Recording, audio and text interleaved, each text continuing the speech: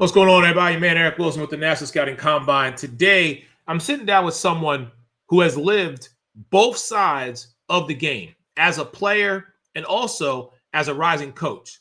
He's a former Peru State Bobcat who lined up at linebacker and tight end from 2015 to 2017, and now he's shaping the next generation as a linebackers coach at Thomas University.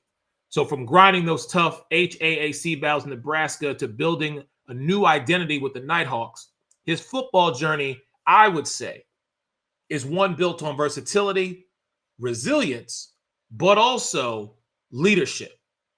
Dylan, I just want to say, man, thank you so much for taking the time to join me today. How are you, brother? I'm doing great, Eric. Thank you for interviewing me today. It's been a absolute blessing to be here. Hey, man, no worries at all. So, you know what? Let's just kind of dive right into this, if you will, sir. So, when you look back at your time at Peru State, how would you describe the culture of that program during the years that you played there? Man, we were a hardworking bunch. We were kind of like that last era of two-a-days and true 3.5 hour practices every single day. Full pads twice a week, shells on Thursdays. It was just a very very tough culture there. Especially at the time, we were probably the top conference in the NAIA, so we were played against a couple of future NFL players throughout my time there as well. So it was pretty cool experience. So, again, as I mentioned, you played both sides of the ball, offense and Mhm. defense, linebacker, tight end. Now, talk to me about that dual experience, how it shaped your understanding of the game. Yeah, so I originally came to Peru State as a linebacker. My journey to getting to Peru State in itself was kind of a journey. I actually started off at another school. Financially, it didn't quite work out there, and so I had to leave shortly after fall camp, and then wound up being out of school for about a year and a half after that, and then came to Peru State as an outside linebacker. Wound up moving to defensive line that spring. Tore my ACL and my MCL the very first snap of our spring game, and then wound up missing all of the 2015 season. And then in 2016, played linebacker here and there, but I actually missed a few games that year too with injury. Really couldn't stay healthy those first 2 years, and then finally, when I did come back, the move to tight end was kind of a spur of the moment thing. I was kind of just messing around on scout team one day with the offense because we're kind of limited on numbers for guys, and so I just lined up at tight end. Had never played it before, had no idea how to play it whatsoever, but I caught every single pass thrown my way. Was blocking great, and wound up moving to tight end the next season. And so, being a triple option team, we didn't really utilize the tight ends too much. So didn't really play as much as I would have liked to. But as far as like my overall understanding of the game, when I wound up moving back to defense afterwards, like playing semi-pro and coming back to college at Thomas University, I was able to very, very quickly identify offenses. I could almost tell what an offense was doing as soon as they lined up in the line of scrimmage. Just by little, cues from the offensive line or the quarterback, just little things like that. But then also, just their initial first step, how the quarterback takes the ball, just those little things like that. Just from spending so much time in the offensive film room, I was able to really, really diagnose offenses a lot better.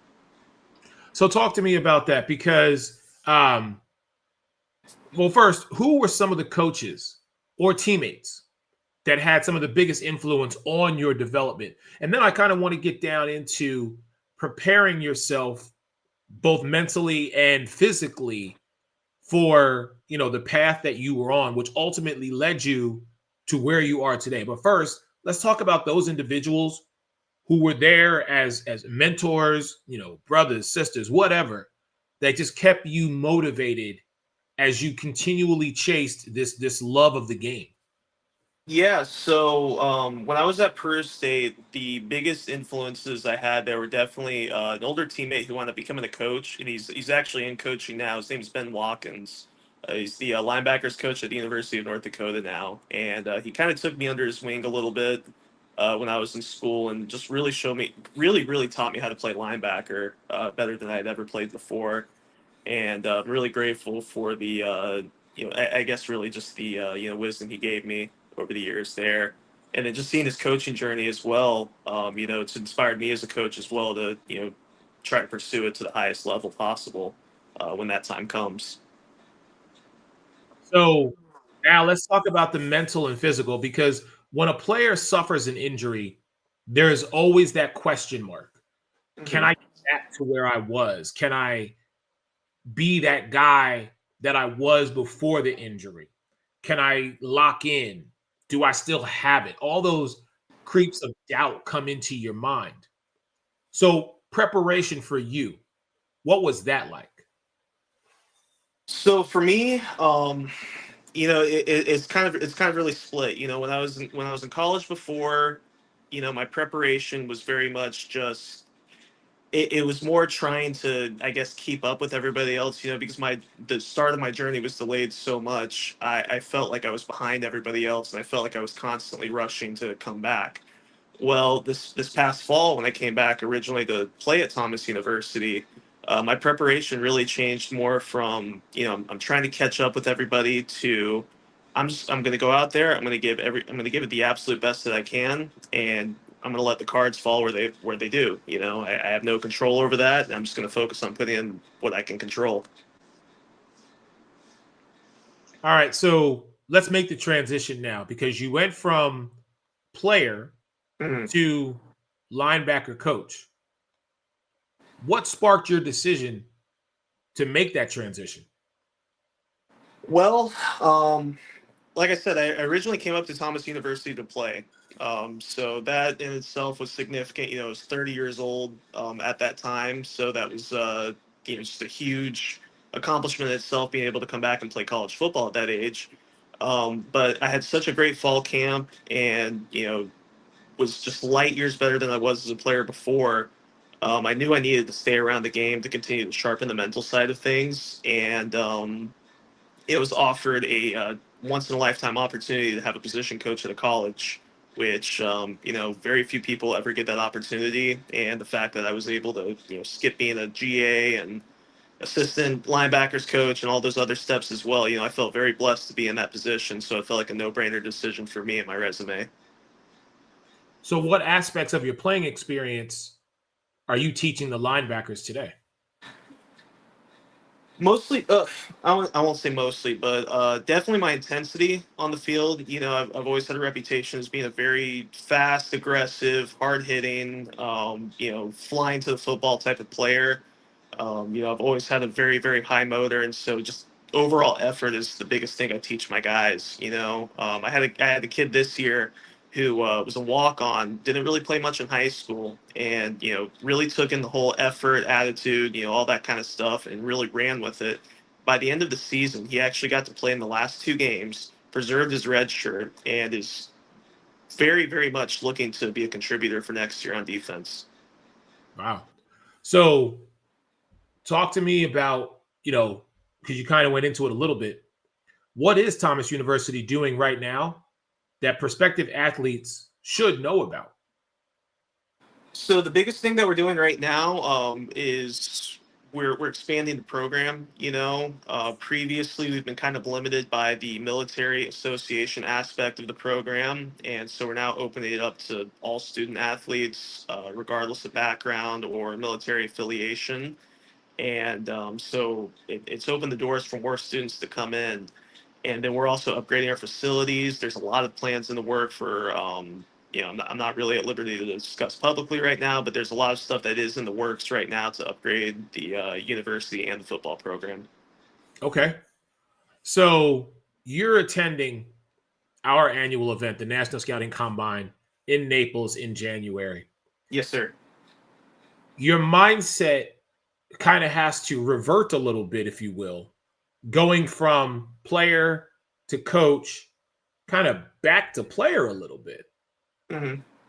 And so, how has that transition been for you, knowing that you're going in there with the same mentality as the athletes who are coming, but your hunger just seems to be a little more, but also your knowledge of the game seems to be a little more?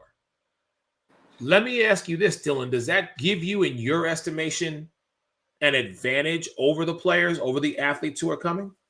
I think it does, to be honest with you. I know this is going to be a very kind of maybe arrogant thing to say, but I feel like I am genuinely the most pro-ready linebacker in this year's draft class. I feel like I would be able to plug and play right away with any NFL team at inside or outside linebacker, not just because of my physical abilities, but also my mental, capabilities as well. I'm able to comprehend full defenses. I'm able to read offenses and, understand what the offense is actually trying to do, so that way I can apply our game plan better as well.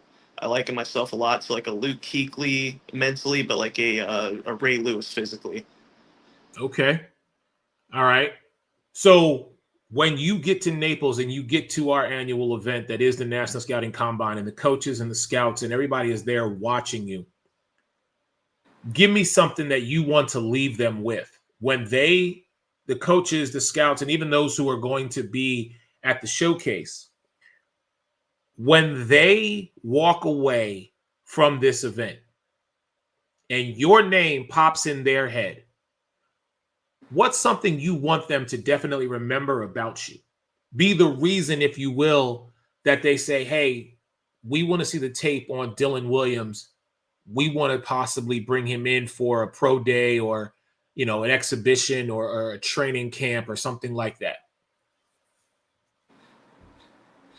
I want scouts and coaches to see me and my performance and be blown away that I haven't been playing in the pros already. Hey, all right, mic drop moment. That's all we need. We good on that one. I like that one. We're going to leave it right there. Hey, Dylan, thank you so much for joining me. I really appreciate it. I always do this with everybody that I speak with, man. I'm looking forward to meeting you and watching you show up and show out in January. But before we get there, and I'm going to give you the screen, take 30 seconds. And if you could directly speak to that coach, that scout, that individual who is a decision maker, who has the ability to elevate you to the next level, I'm going to give you that moment to speak to them right now. Thank you, Eric. Yeah, my name is Dylan Williams. I'm currently the linebackers coach at Thomas University. But like I said in my interview, I really feel like I am genuinely the most draft-ready linebacker in this year's draft class. I really feel like a team that brings me in will benefit tremendously from my leadership, my work ethic, and just my overall determination to win. I believe there's nobody else who wants this just as bad as I do, and I'm going to do whatever it takes to win.